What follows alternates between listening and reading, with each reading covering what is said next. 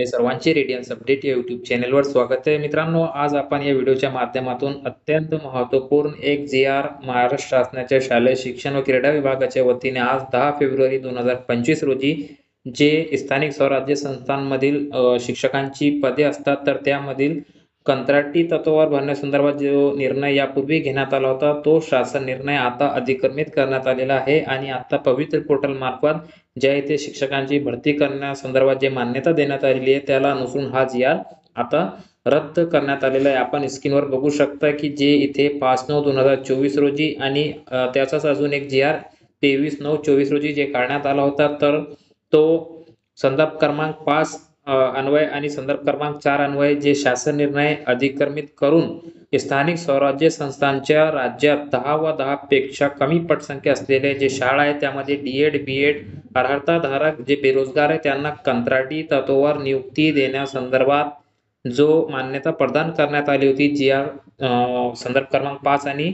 4 अन्वय, तर त्या वस्तुस्थिती नियमित शिक्षकांच्या नियुक्तीपर्यंत विद्यार्थ्यांचे शैक्षणिक नुकसान होऊ नये त्यासाठी ही पर्यायी किंवा तात्पुरता जी व्यवस्था करण्यात आली होती आणि त्यानंतर सन 2022च्या TIT परीक्षेनुसार जे पवित्र पोर्टल शिक्षक पद भरतीचा दुसरा टप्पा सुरू करण्यात आलेला आहे, त्याला 20/1/25 रोजी जे प्रत्यक्ष त्याला सुरुवात करण्यात आलेली आहे. म्हणजेच मित्रांनो, इथे जाहिरात देण्याची सुविधा 20/1/25 पासून सुरू करण्यात आलेली आहे. यामध्ये आवश्यक अर्हताधारक व पात्र शिक्षक जे आता फेज 2च्या माध्यमातून नियमित तत्त्वावर उपलब्ध होणार आहेत.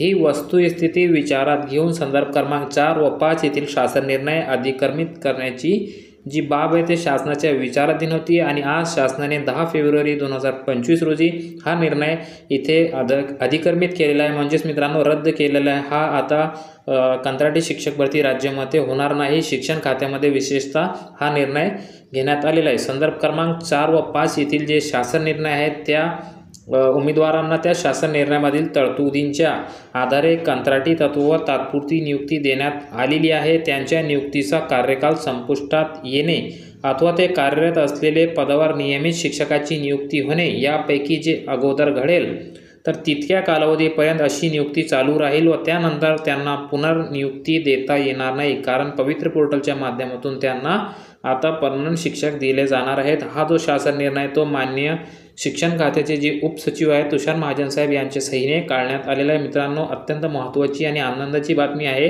फेज 2 आणि नवीन TIT जे होणार आहेत, तिसरी TIT, त्या संदर्भात देखील याचा इफेक्ट पडणार आहे, कारण आता कंत्राटी शिक्षक भरतीला इथे जो जी-आर 10 व 10 पेक्षा कमी पटसंख्या असलेले शाळा होते त्यामध्ये कंत्राटी शिक्षकांची नियुक्ती करण्यात येत होती. आता तो जी-आर पूर्णतः इथे रद्द करण्यात आलेला आहे. त्या अनुषंगाने मित्रांनो, इथे डी-एड बी-एड धारकांना इथे पवित्र पोर्टलच्या माध्यमातून संधी मिळणार आहेत. फेज 2 असेल किंवा नवीन TIT नंतर होणारी जे पवित्र पोर्टल भरती आहे त्यामध्ये देखील मित्रांनो बरेच जागा आता येणार आहेत. तर अत्यंत महत्त्वाचा पवित्र पोर्टल शिक्षक भरतीला इथे महत्त्वाचा जो निर्णय तो घेण्यात आलेला आहे. याकरिता शासनाचे व शालेय शिक्षण विभागाचे जे आहे ते आपण आपल्या चॅनलच्या माध्यमातून देखील हा निर्णय चं स्वागत करतो. आणि मित्रांनो, आपण देखील हा व्हिडिओ जास्तीत जास्त डी-एड बी-एड धारक यांच्यापर्यंत शेअर करावा.